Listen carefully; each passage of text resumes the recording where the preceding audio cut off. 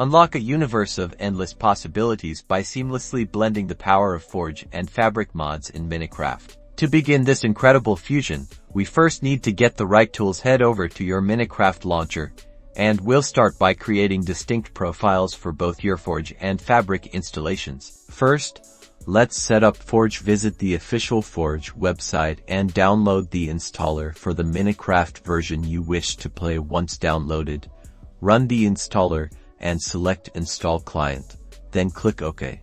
Next, we'll do the same for Fabric. Go to the official Fabric website and download the Universal Jar installer. Run this installer, and in the drop-down menu, select the install option for your chosen Minecraft version, then click Install.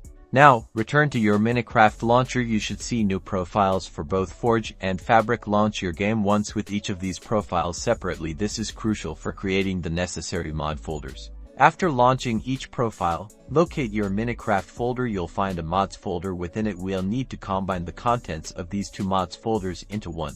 Open both your Forge mods folder and your Fabric mods folder, then carefully drag and drop all the mod files from one folder into the other, ensuring they are all in a single, consolidated mods folder.